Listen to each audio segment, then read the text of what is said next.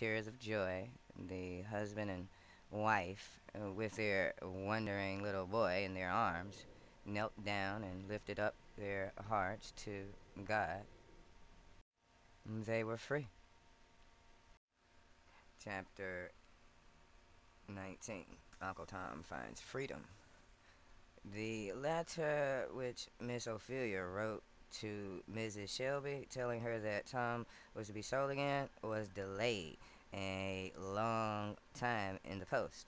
When at last it did arrive, Mr. Shelby was very ill, and though Mrs. Shelby was dreadfully sorry about Uncle Tom, she could do nothing, as her husband was so ill. Soon Mr. Shelby died. Mrs. Shelby was very sad, but in her sorrow she did not forget her promise to Aunt Chloe and Uncle Tom. As soon as she could, she sold some land, and George Shelby, taking the money with him, went off to try to find Uncle Tom and buy him back again. But by the time George Shelby came to the place where Mr. St. Clair used to live, Uncle Tom had been sold to Legree, and no one knew where he had gone. At last, after searching about for months, George Shelby found out where Uncle Tom was and followed him. 2 days after Legree had been so cruel, George Shelby drove up the avenue and stopped at the door of the old house. "I hear," he said to Legree, "that you bought a slave named Tom. He used to belong to my father.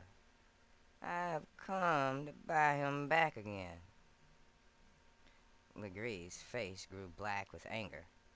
"Yes, I did buy such a fellow." He growled in rage, and a bad bargain it was, too. The most rebellious, sausage, impudent dog set up my niggers to run away. He owned to it, and when I bid him to tell me where they were, he said he knew, but wouldn't tell me. He stuck to it, too, though I gave him the very worst beating I ever gave a nigger yet. I believe he is trying to die. I shouldn't wonder if he did. "Where is he?" said George. "Let me see him." His cheeks were crimson, and his eyes flashed fire at the thought that Legree had dared to treat dear Uncle Tom so badly. "He is in that shed," said a little fellow who was holding George Shelby's horse. George, without saying another word, hurried to the place to which the little boy pointed. As he entered the shed, his head felt giddy and his heart sick. Uncle Tom lay on a heap of straw on the floor, still and quiet. "Oh dear, Uncle Tom," cried George, as he knelt beside him. "Dear Uncle Tom, do wake, do speak once more. Here's Master George, your own little Master George. Don't you know me?" "Master George," said Tom, opening his eyes and speaking in a feeble voice. "Master George, it is, it is. It's all I wanted. They haven't forgot me. It warms my soul. It does my old heart good. Now I shall die content." "You shouldn't die. You mustn't die.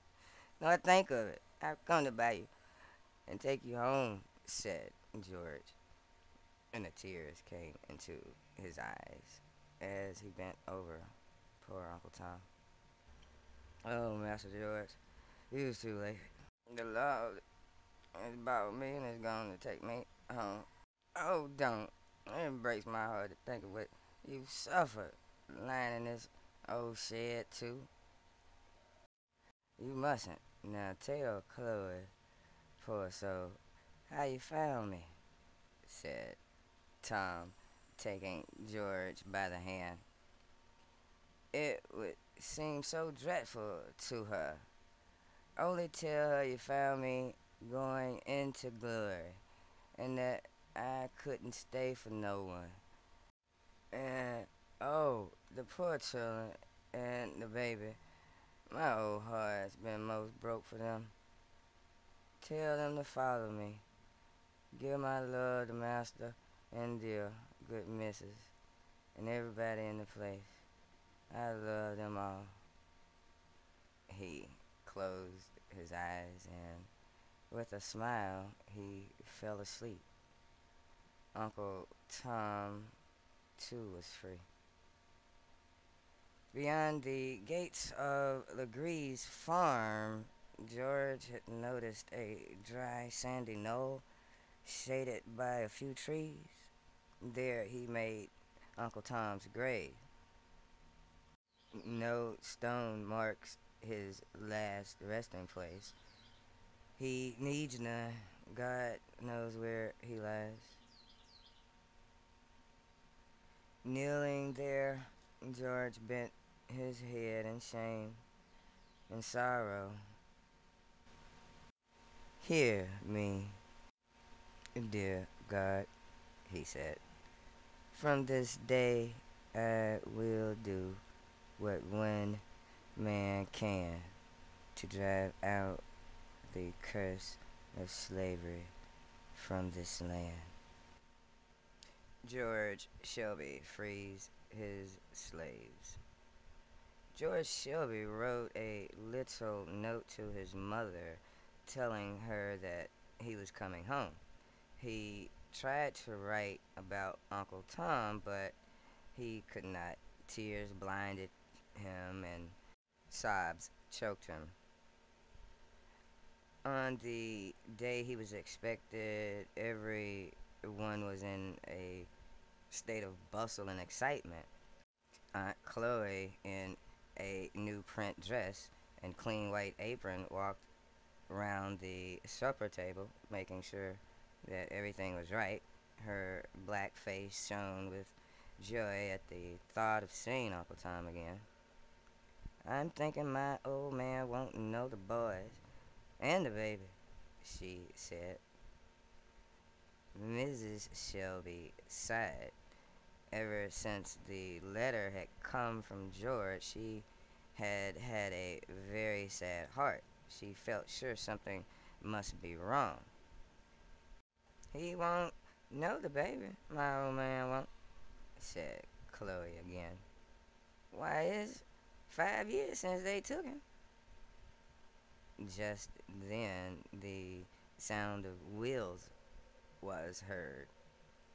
It's Master George, cried Aunt Chloe, running to the window in great excitement. Mrs. Shelby ran to the door. As George met her, he put his arms around her and kissed her tenderly. Aunt Chloe stood behind anxiously, looking out into the darkness. Oh, poor Aunt Chloe, said George, gently taking her hard black hand between both his own. I'd have given all my fortune to have brought Uncle Tom home with me, but he has gone to a better country. Mrs. Shelby cried out as if she had been hurt, but Aunt Chloe did not make a sound. In silence, they went into the supper room.